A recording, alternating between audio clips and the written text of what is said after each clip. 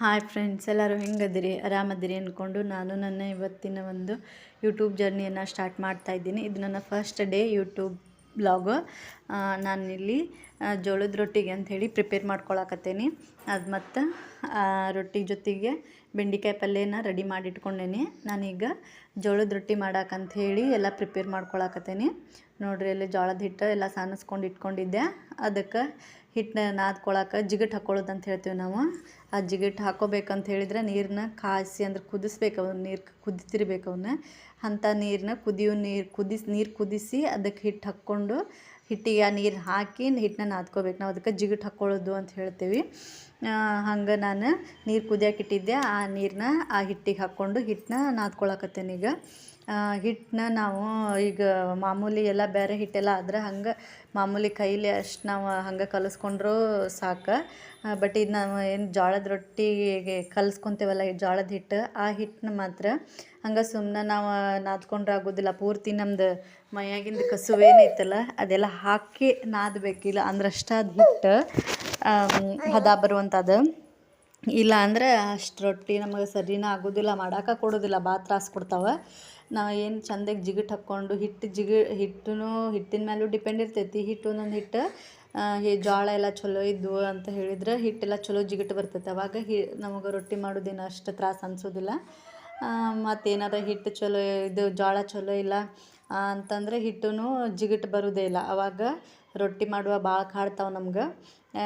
ಹಾಗಾಗಿ ಹಂಗೇನಾದರೂ ಹಿಟ್ಟು ನಮಗೆ ಜಿಗಟ್ ಭಾಳ ಇಲ್ಲಪ್ಪ ಅಂತ ಅನ್ನಿಸ್ತು ಅಂತಂದ್ರೆ ನಾವು ಜಿಗಟ್ ಹಾಕ್ಕೊಳ್ಳೋದಂದ್ರೆ ಅದೇನು ನೀರು ಕುದಿಸಿ ಹಾಕೊಂಡು ಹಿಟ್ಟು ನಾದ್ಕೊತೀವಲ್ಲ ಅದಕ್ಕೆ ಜಿಗಟ್ ಹಾಕೋದು ಅಂತ ಹೇಳ್ತೇವೆ.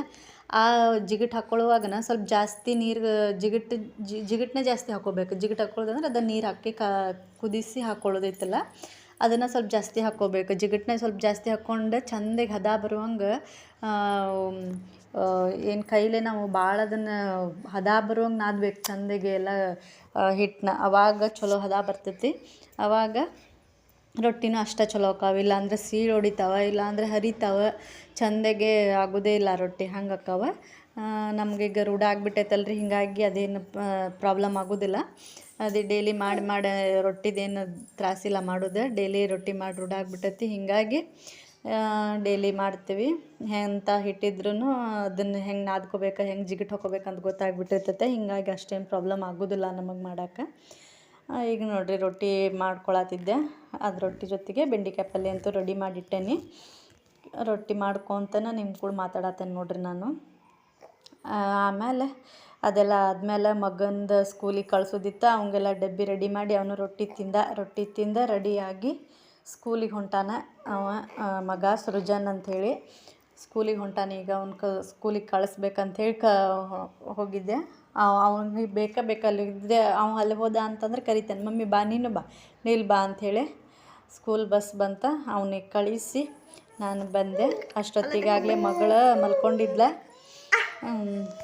ಕವಿ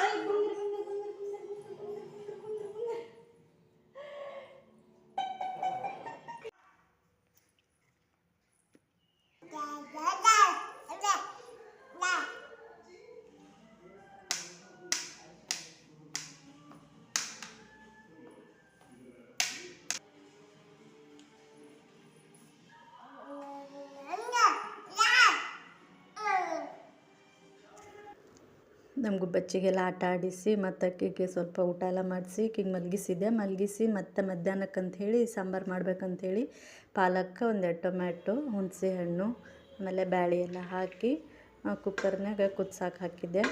ಮಧ್ಯಾಹ್ನ ಸಾರಿಗೆ ಅದೆಲ್ಲ ಮಾಡ್ಬೇಕಂಥೇಳಿ ಆಕೆಗೆ ಮಲಗಿಸಿ ಮತ್ತು ಸಾಂಬಾರೆಲ್ಲ ಮಾಡೋಕೆ ರೆಡಿ ಮಾಡಿಕೊಂಡೆ. ಸೊ ಇವತ್ತಿನ ನನ್ನ ಈ ಒಂದು ವ್ಲಾಗ್ನ ನಾನು ಇಲ್ಲಿಗೆ ಮುಗಿಸ್ತಾ ಇದ್ದೀನಿ.